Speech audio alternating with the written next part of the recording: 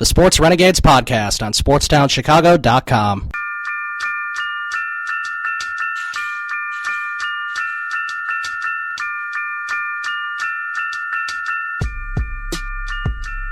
Welcome back to the Sports Renegades here on SportsTownChicago.com. I'm Ryan Stuprich. And I'm Ryan Risky. And, yes, it is halftime in Philadelphia. The Bulls are losing. Get ready, hold on to your seat. 62-46. They are losing to the 76ers at halftime. And I don't know how you can just describe what you've just... That's something that makes your ears bleed hearing that. The thing is, they were really rolling about a week and a half ago. 6-game winning streak. I saw them win on New Year's Day. They looked really good. Rose didn't play in that game, which made me happy personally because I didn't have to sit there and watch him take stupid shots and yell at him. The game that I was at live anyway. And they were really rolling, and they were rolling after that. They were on a 6-game winning streak at one point. Then they go down to Atlanta last weekend, and they lose. Okay, fine. You know, that was a tough game, a Saturday afternoon game. That was another terrible game. Yeah, a Saturday afternoon game, but they scored enough points to win. They just didn't play well defensively. Fine, one loss, you get back at it. And then you're at home Monday against the Washington Wizards. You should win this game easily. They blow it, find a way to blow it. They ended up getting blown out, too. Shots just weren't going down. They couldn't guard anybody. Nothing was happening. And that was a game that Rose actually played pretty well. And if you notice, the games that Rose plays and plays pretty well, the Bulls end up losing. Something going on there, too. And now here, I mean, the Bulls honestly should just leave. They should not go out for that second half. It's a disgraceful performance to lose to a team that has, 3 wins, 4 wins? Yeah. It's time to get on a plane and fly home.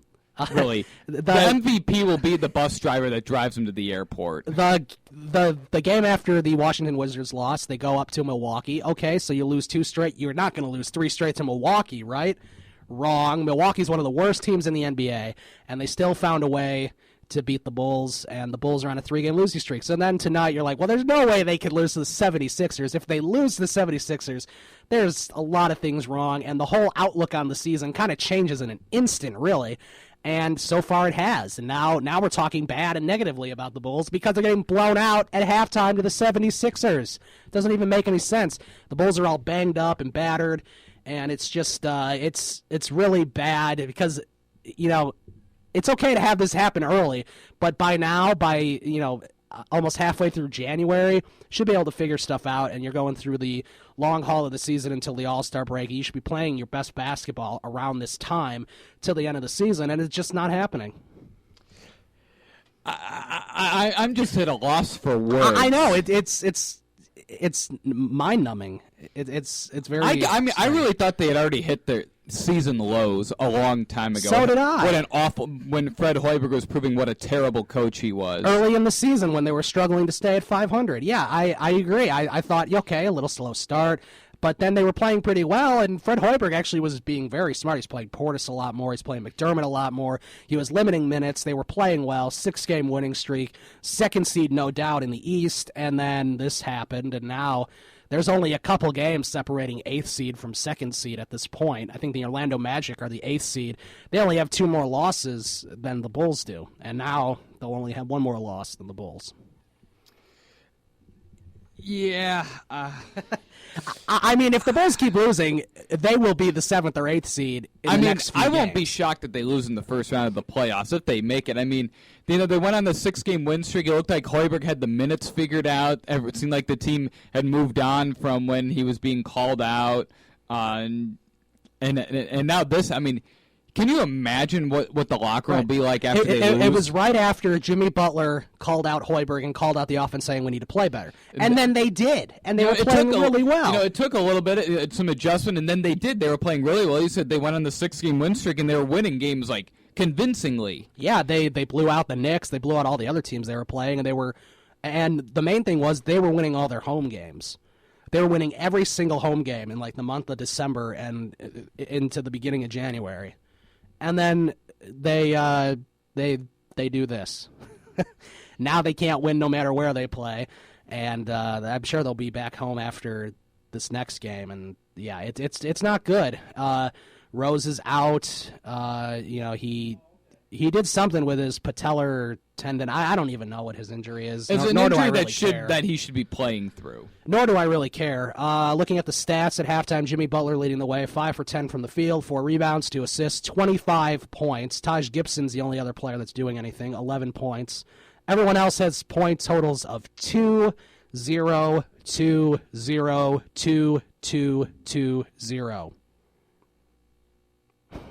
So it's been the Taj Gibson and Jimmy Butler show. And Taj has played really well. I think he's like 5 of 7 shooting or something really good. Taj is good. I wish they wouldn't trade him. I would much rather have them trade Noah. Trade Noah, who's on an expiring deal. And the thing is, it's been pretty obvious that Noah doesn't fit into this offense. No, and he's also mad about that. Apparently, it must have been after their loss in Milwaukee, I think, on Tuesday. He said that he was kind of upset with the role that he had, even though it was reported that before the season he said he would willingly come off the bench.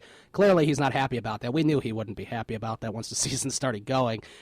He has too much passion, too much fire. He's not able to bring out the passion and fire when he's playing 15 minutes a game. Right. He's also, not playing very well. I mean, no he matter is only what. shooting 38% from the field. And he can't make free throws anymore. He used to be. I mean, no matter how the shot looked coming out, it usually went in. He was close to 80%. Yeah, the year he won the Defensive Player of the Year, he was around 80%. It's not like I can't even think of a good comparison. It's not like Derrick Rose shooting free throws. He misses them too. Yep, Rose is a guy that used to be good. Yeah, exactly. I mean, that's the best way to describe him. He's a guy that used to be good. He was once an MVP. Hasn't been good since we were in high school, but he peaked at age 20. He peaked at age 23, and then his career's been in a massive disappointment. I mean, who peaks at 23 and then is bad during his prime? It doesn't make any sense. Right. I mean, at this point, if Rose was really playing MVP caliber, at this point, the Bulls would have a ring by now. Right. And, another thing you kind of wonder is if Adidas fired the guy that handed him that 14-year deal worth $275 million. Right. But that's okay. He's Chicago's homeboy. He's the kid in Chicago. He's just a kid. And, everyone loves him, blah, blah, blah. I'm sick of him. I'm done with Derrick Rose. I really don't believe that the Bulls' turnaround will not start until he's gone. No, and that's still, a year away? I think he still has next year with the Bulls, possibly the year after that. He signed the extension right after his MVP season, right? Right, and the Bulls management said they would have given him more years if they were allowed to. Could you imagine if they gave him like an 8-year deal if they were allowed to? I know. I mean, obviously it's not their fault because they thought he would be good, but still, I mean, when you look at it, it's one of the worst deals in Chicago sports history. It really is. You look at the money and the time invested in him, I mean, it's so bad. I can't even think of a worse comparison to a player. I think next week we should have a segment where we rank the top 5 worst signings, top 5 worst signings in Chicago sports the past, let's say, 10 years. I mean, this Derrick Rose thing, it's starting to get up to the Milton Bradley stuff, and that's as bad as it gets. I mean, it's really starting to get into that Milton Bradley territory. It is. I think we're going to do that next week. We'll come up with the top. Each of us will have a top 5 for worst signings. That sounds like a good idea. Also, a quick update the past 10 years on the Blackhawks game. It's the end of the first period. The Hawks are up 2-1. Garbett scored in Montreal, and the Hawks are really rolling. I mean, to talk about polar opposites, the Blackhawks are on quite a roll. It wasn't that long ago that the Bulls and Hawks were both on current 5+ game win streaks for the first time since like 1990 something. Yep, I think I retweeted that stat when it came out about a week ago. That seems like it ages ago, and it was only probably a week ago. Right. Oh, here's something interesting before we go take an update. So college basketball tonight. There's a couple good matchups. The best being number 16 Iowa at number 4 Michigan State. Now, if you remember, a couple weeks ago, I think it was the Big Ten opener for these two teams.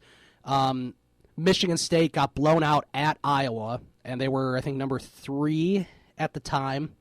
And so, Iowa beat them. Well, the rematch is tonight, and right now, Iowa is killing them at Michigan State, 61-43.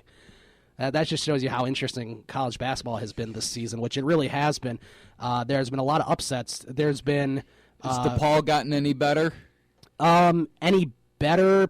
Minimally. They still don't have a Big East win, but they did play better, not against number 7 Xavier Tuesday night. That was a whitewash. Nobody thought they would win. But they did play pretty well. I think it was at Georgetown. They only lost by 4, something like that. I think they played at Seton Hall and only lost by a few points. I'm not really focused on them, though. But, yeah, it looks like Iowa is 9 minutes away from sweeping the season series against number 4 Michigan State. That will be 5 teams now in the top 10 that have all lost this week. Number 1, Kansas lost. Duke lost. And now number 4, Michigan State's about to lose. There was 2 other teams that lost, too. Is Duke number 3? No, Duke, I think, is number 9. But there's going to be 5 teams now in the top 10 that have lost this week. So... come Monday, you're going to see a completely different top 10 and a completely different top 25, too. It's going to be very interesting. And right now it's more interesting than the Bulls are right now. It looks like the Bulls are out of halftime now, so yay. We'll see what happens. Did they actually come out or did they leave? I don't know. It says it's playing. A couple minutes have gone by, so we'll see. How do you react in your locker room, though, when you're down by 16 at halftime to Philadelphia, and then after you lose, how do you react? Is someone going to start yelling at Hoiberg? Someone might demand a it'll trade. be Fred Hoiberg's soothing voice will be calming them down. It's okay, guys. We still got this. Mark Trestman 2.0. He'll probably say in the press conference, just give the ball to Jimmy Butler. Everything will work out. He'll probably say something in the press conference like he thought they played really well, so it was okay. Oh, God. No, but that is the thing I like about Hoiberg. He doesn't, sugarcoat things like God forbid if he was Mark Trestman. He calls them out when they need to be called out. It's just he's not a good coach. He certainly doesn't look like it at this point, but there's also a lot of players that really don't play well together that are playing right now, and you kind of got to wait for them to sort of rebuild the team in a couple of years in order for them to really be good all season. Otherwise, it's just going to be up and down like it has been the last 5 years. It doesn't get much lower than getting blown out by the 76ers. No, a Tom Thibodeau team would never let that happen.